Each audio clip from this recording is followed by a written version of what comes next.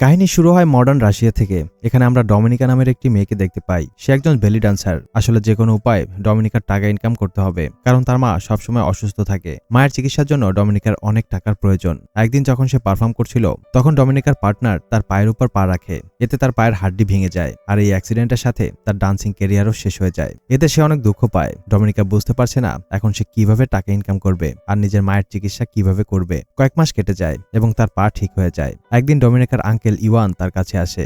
ইওয়ান ছিল রাশিয়ার সিক্রেট এজেন্সির ডাইরেক্টর। সে ডমিনিকাকে বলে, তুমি আমাকে হেল্প করো, তোমাকে আমার প্রয়োজন, তুমি আমার সাথে কাজ করো। ডমিনিকা তাকে ক্লিয়ার না করে দেয়। আঙ্কেল তাকে বলে যে তোমার পায়ের অ্যাক্সিডেন্ট হয়নি, বরং জেনে বুঝে ইচ্ছে করেই তোমার পায়ের হাড্ডি ভাঙা হয়েছিল, আর যে এটা করেছে সে তোমারই বন্ধু। তার এটা করার কারণ যেন সে ডান্সিং ক্যারিয়ারে তোমার জায়গা নিতে পারে। এইসব শুনে ডমিনিকার অনেক কষ্ট লাগে। সে অনেক রেগে যায়। এরপর সে তার বন্ধুর ঘরে যায় এবং তাকে ভয়ঙ্করভাবে মেরে ফেলে। এরপর সে আবারও তার আঙ্কেল ইভানের সাথে দেখা করে আর তাকে জিজ্ঞেস করে আমাকে কি করতে হবে।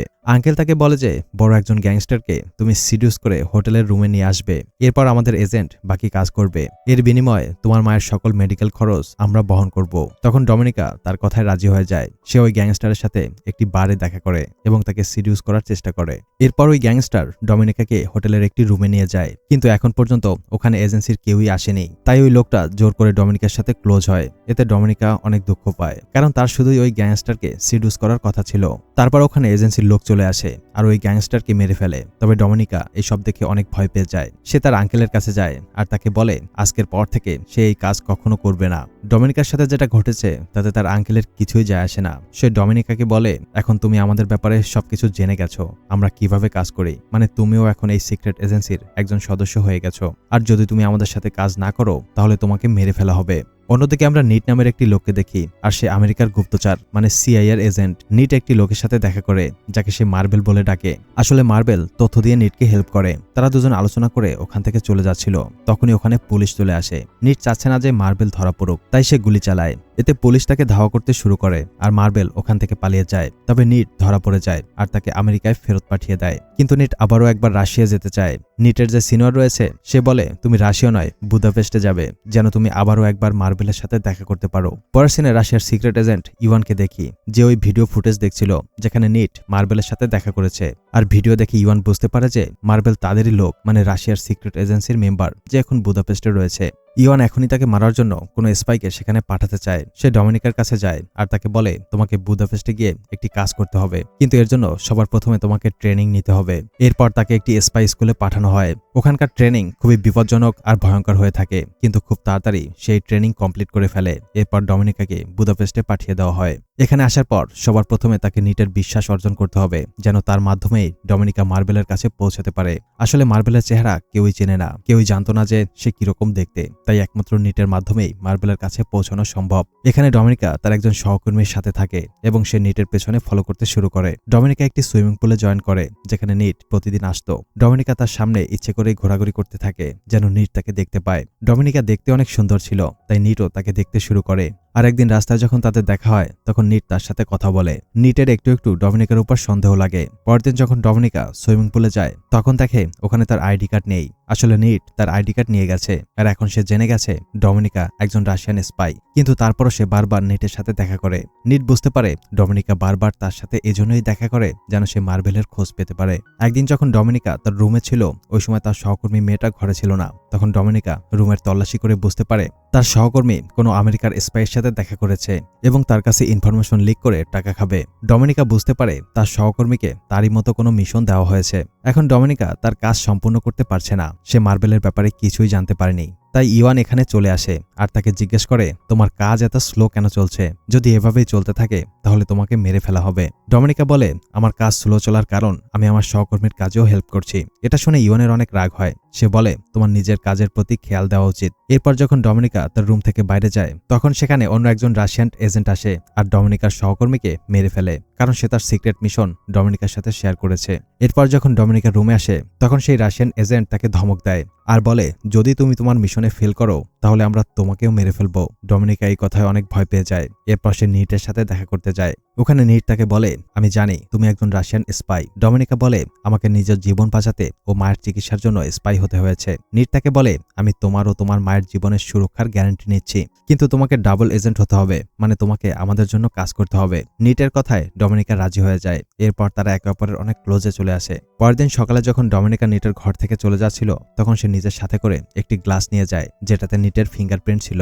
পরের সিনে নিট আবারও একবার মার্বেলের সাথে দেখা করে। মার্বেল নিটকে সতর্ক করে যে তোমাকে ডমিনিকার থেকে দূরে থাকা উচিত, কারণ সে একজন রাশিয়ান স্পাই এবং তোমার জন্য অনেক বড় বিপদ হতে পারে। কিন্তু নিট তার কথা শোনে না আর নিজের সহকর্মীর সাথে ডমিনিকার পরিচয় করিয়ে দেয়। সেখানে ডমিনিকা তাদেরকে বলে, আমি তোমাদের হয়ে কাজ করব, কিন্তু তার বদলে আমাকে $30,000 দিতে হবে। আমেরিকান এজেন্ট জিজ্ঞেস করে, আমরা সেটা কেন করব? সে বলে, আমি তোমাদের হেল্প করতে পারি। যে মেয়েটার সাথে আমি থাকতাম সেও একজন রাশিয়ান এজেন্ট ছিল। তাকে একটি মিশন দেওয়া হয় যেখানে সে আমেরিকার ব্যাপারে অনেক তথ্য সংগ্রহ করবে, কিন্তু তার মৃত্যু হয়েছে আর এখন ওই মিশন আমাকে দেওয়া হয়েছে, তাই আমি তোমাদের হেল্প করতে পারবো। এটা শোনার পর তারা ডমিনিকাকে টাকা দিতে রাজি হয়ে যায়। এরপর ডমিনিকা তার কাজে লেগে পড়ে। সে একজন সরকারি উচ্চ পদস্থ মহিলার সাথে দেখা করে। ওই মহিলা ডমিনিকাকে একটি ডিস্ক দেয়, কিন্তু তাদেরকে রাশিয়ান এজেন্ট ও আমেরিকার এজেন্ট নজর রাখে। ডমিনিকা যে ডিস্ক নিয়েছে সেটা নিটের কাছে পৌঁছে দেয়। এরপর ওই মহিলা যখন বাইরে আসে তখন তাকে চারদিক থেকে আমেরিকান এজেন্ট ঘিরে ফেলে। ওই মহিলা বুঝতে পারে তার আর রক্ষা নেই। সে পালানোর চেষ্টা করে, কিন্তু চারদিক থেকে তাকে ঘিরে ফেলা হয়। তখন ওই মহিলার অ্যাক্সিডেন্ট হয়ে যায় এবং তাতে সে মারা যায়। তার মৃত্যুতে রাশিয়ান এজেন্টদের অনেক বড় শক লাগে, কারণ সে তাদের হয়ে কাজ করত এবং ইনফরমেশন পাঠাতো। এরপর ইওয়ান ডমিনিকা ও তার সিনিয়রের উপর সন্দেহ করে, কারণ এই মিটিং এর ব্যাপারে শুধু ডমিনিকা ও তার সিনিয়র জানতো। এজন্য তাদের দুজনকে ডেকে নেওয়া হয়। এরপর তাদের দুজনকে অনেক টর্চার করা হয়। ডমিনিকার সিনিয়রের মৃত্যু হয়ে যায়, কিন্তু ডমিনিকা এখনো বেঁচে আছে। এখানে সে ইওয়ানকে বলে, আমি এসব এজন্যই করেছি যেন নিটের ভরসা জিততে পারি, তারপর যে কোনোভাবে মার্বেলের কাছে পৌঁছে যাব। নিটের বিশ্বাস অর্জন করে ফেলেছি আর এখন আমি খুব তাড়াতাড়ি মার্বেলের কাছেও পৌঁছে যাব। ইওয়ান তার কথায় বিশ্বাস করে আর তাকে আবারও একবার বুদাপেস্টে পাঠাতে রাজি হয়ে যায়। তবে বুদাপেস্টে যাওয়ার আগে সে একবার ইওয়ানের ঘরে আসে আর সেখানে ডমিনিকা ইওয়ানকে সিডিউস করার চেষ্টা করে। ইওয়ানের তার উপর সন্দেহ ছিল, তাই বুদাপেস্টে ডমিনিকার পেছনে অন্য একজন স্পাই লাগিয়ে দেয়। বুদাপেস্টে এসে ডমিনিকা সবার প্রথমে নিটের সাথে দেখা করে। নিট তাকে দেখে অনেক খুশি হয়ে যায় আর তাকে জড়িয়ে ধরে। এরপর ডমিনিকা নিটকে সবকিছু বলে দেয়। নিট এখনো তাকে মার্বেলের ব্যাপারে কিছুই বলেনি, কিন্তু সে তাকে অনেক পছন্দ করে আর দুজন আরো একবার ক্লোজ হয়ে যায়। রাতে যখন ডমিনিকার ঘুম ভেঙে যায় তখন তার সামনে সেই এজেন্টকে দেখতে পায় যাকে রাশিয়া থেকে তার পেছনে লাগানো হয়েছিল। সে নিটকে আটক করে ফেলেছে আর যে কোনোভাবে তার থেকে মার্বেলের পরিচয় জানতে চায়। তবে নিট তাদের কিছুই বলতে চায় না। এরপর ডমিনিকাও নিটকে মারতে শুরু করে আর মার্বেলের আসল নাম জানতে চায়। নিটকে টর্চার করতে করতে ডমিনিকা একটা সময় ওই রাশিয়ান স্পাইয়ের উপর হামলা করে আর তাকে মেরে ফেলে। এই মারামারিতে দুজনই গুরুতর আহত হয় এবং হসপিটালে থাকে। এরপর সেখানে রাশিয়ান স্পাই হেড, যে কিনা ইওয়ানেরও সিনিয়র, সে আসে। তার নাম ছিল জান্ডাল। ডমিনিকা আগে থেকেই তাকে চিনত। সে ডমিনিকার সাথে দেখা করতে আসে আর তাকে বলে, আমি জানি নিট তোমাকে মার্বেলের আসল নাম বলেনি, আর যে স্পাইকে আমরা তোমার পেছনে লাগিয়েছিলাম তোমরা তাকে মেরেছ। অনেক কথাই রয়েছে যা তুমি আমাদের থেকে মানে রাশিয়ার থেকে লুকিয়েছ। তখন ডমিনিকা এসব অস্বীকার করে। জান্ডাল বলে, তুমি আমাকে ভয় পেও না। যে মার্বেলকে সবাই খুঁজছে, যাকে নিট বাঁচানোর চেষ্টা করছে, সেটা আর কেউ নয়, আমি রাশিয়ার কাছে আগে অনেক বিশ্বস্ত ছিলাম। একদিন আমার ওয়াইফ অনেক অসুস্থ ছিল।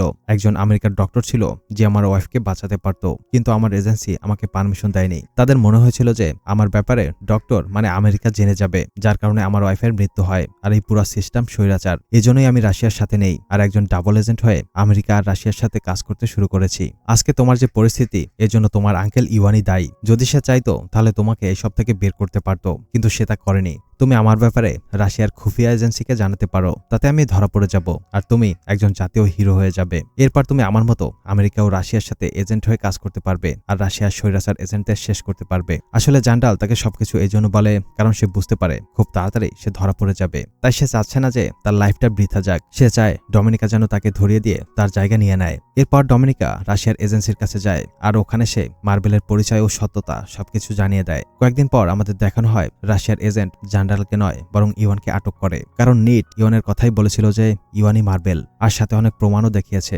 প্রথম প্রমাণ হচ্ছে ডমিনিকা ইওয়ানের নামে একটি অ্যাকাউন্ট খুলেছিল আর সেখানে আমেরিকা থেকে $30,000 পাঠায়। এছাড়া যখন সে নিটের ফিঙ্গারপ্রিন্ট চুরি করেছিল সেটা ইওয়ানের ঘরে রাখে, যাতে প্রমাণ হয় যে ইওয়ানই নিটের সাথে মিলে টাকার বিনিময়ে তথ্য ফাঁস করছে। আসলে ডমিনিকা অনেক আগে থেকেই ইওয়ানকে এই জালে ফাঁসানোর চেষ্টা করছিল।